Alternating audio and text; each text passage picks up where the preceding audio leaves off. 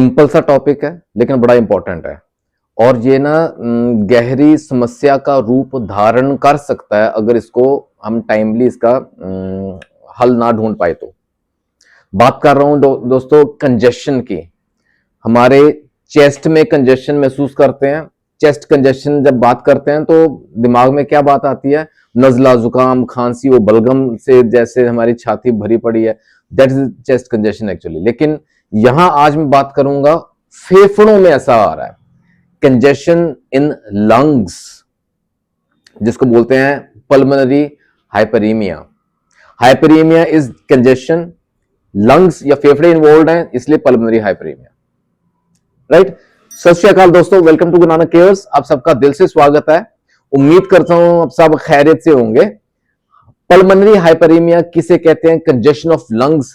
कैसे पहचाने कि ये सिंपल कफ नहीं है, ये कुछ और भीतर कुछ there is some deep problem inside.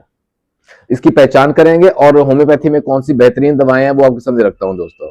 थोड़ा समझें कंजेशन किसे कहते हैं। हम एक चीज हम वाकिफ हैं, कंजेशन किसे कहते हैं। फॉर एग्जांपल कहीं कहीं जैसे मॉल है ना, अक्सर जाते हैं मॉल में शॉपिंग के लिए, घूमने फिरने, तफरी। तो क्या होता है जब गाड़ी में एंटर करते हैं ना तो एकदम से जैसे ना रश बढ़ जाता है, अंदर कंजेशन हो गया, अंदर जैसे ट्रैफिक का कंजेशन बोलते हैं ना, इकट्ठा हो गए गाड़ियां बहुत सारी पार्किंग एरिया में। पार्किंग एरिया की बात कर रहा हूं। और जब निकासी है, जहां बाहर निकल रहे हैं, तो वहां इतना मतलब स्मूथ नहीं है, वहां धीरे धीरे हो रहा है निकासी, धीरे धीरे एग्जिट में समय लग रहा है, वक्त लग रहा है। तो दैट इज ट्रैफिक कंजेशन। यही हाल हमारे फेफड़ों में होता है। जब लंग्स की बात करें, फेफड़ों की बात करें, जब वहां जो ब्लड वेसल्स की सप्लाई है ना, वहां ब्लड खुला आ रहा है, अच्छे से आ रहा है, स्पीड से आ रहा है। माने जो पल्मोनरी वेसल्स है ना, जो ब्लड सप्लाई कर रही है लंग्स को, उनके अंदर there is an increased flow of blood, खून का दौरा ज्यादा आ रहा है। वही मॉल की एंट्री वाला हाल है पार्किंग में। We call it active hyperaemia. ठीक है। अब लंग्स के अंदर आ रहा है ब्लड, काफी इंक्रीज्ड फ्लो हो रहा है, और जब एग्जिट हो रहा है, जब बाहर निकल रहा है, द आउटफ्लो, वो धीमा है, दैट इज डिक्रीज्ड। उसको बोलते हैं पैसिव हाइपरेमिया। यानी कि जो एग्जिट एरिया है ना हमारा, जो वहां आउटफ्लो है ना, दैट इज ऑब्स्ट्रक्टेड, खुल के नहीं जा रहा बाहर। तो उससे क्या होगा? अंदर कंजेशन हो जाएगी, लंग्स के अंदर कंजेशन हो जाएगी। We call it congestion of lungs. इसको बोलते हैं पल्मोनरी हाइपरेमिया। ठीक है, क्लियर है। ये जो एक्टिव और पैसिव है, ये आपकी इंफॉर्मेशन के लिए बता रहा हूं। जो इंक्रीज्ड ब्लड फ्लो है, अंदर जो जा रहा है ब्लड लंग्स के अंदर, दैट इज एक्टिव। और वो हमेशा याद रखिए एक्यूट कंडीशन ही होता है, उसमें कभी क्रोनिक कंडीशन नहीं दिखेगी आपको।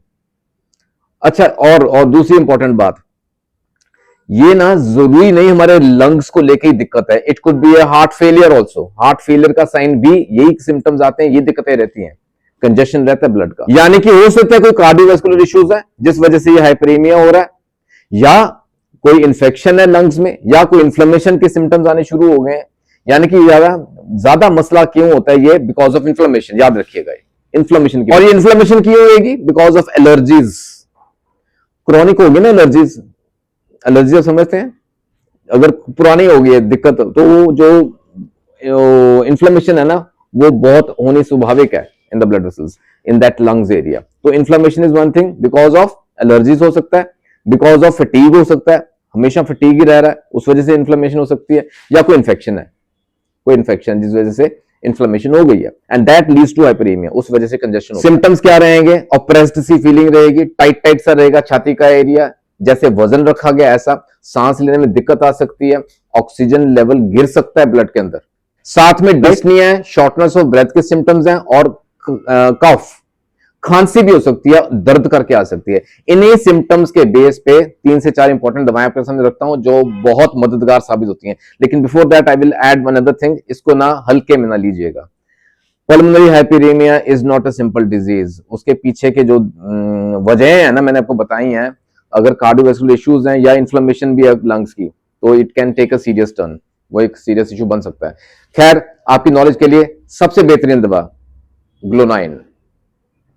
ग्लोनाइन याद आती है तो हमेशा कंजेशन याद आता है, कंजेशन याद आता है तो हमेशा ग्लोनाइन याद आती है, याद रखिएगा। और अगर चेस्ट में कंजेशन, ये लंग्स की कंजेशन, हाइपरेमिया के सिम्टम्स हैं, साथ में जुड़ता है हेड में, सर में कंजेशन, ग्लोनाइन ग्लूनाइन से बेहतर दवा नहीं। और साथ में छाती में ना ऑप्रेस्ड सी फीलिंग आती है, जैसे वजन रखा है, as if there is a load on the chest, weight on the chest.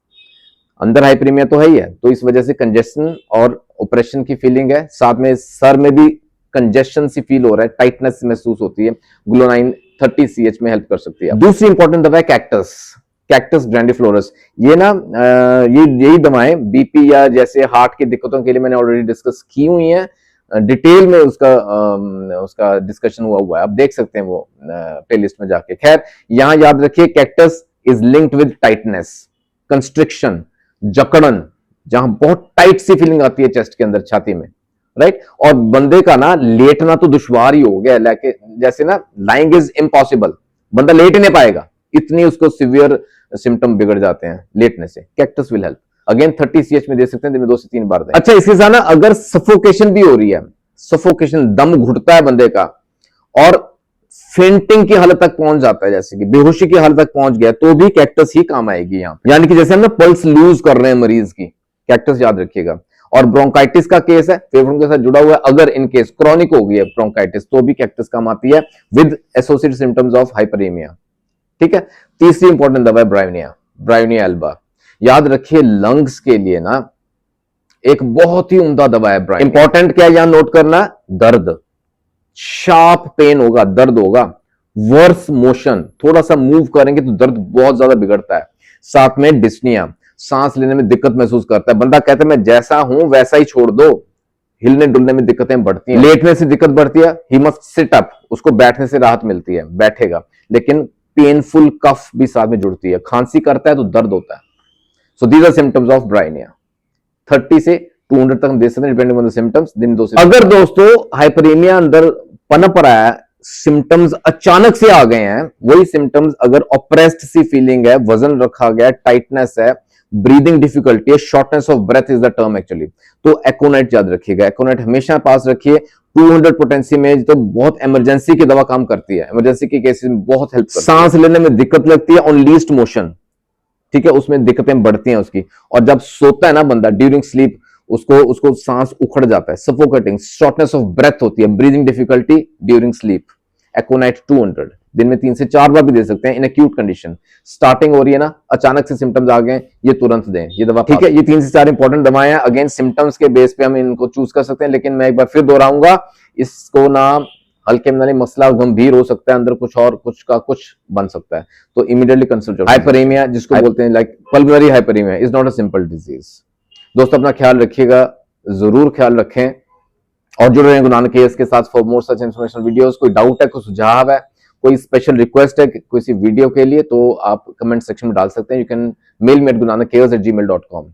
जल्दी मिलेंगे अगले वीडियो में, ख्याल रखिएगा जरूर। Take care, God bless.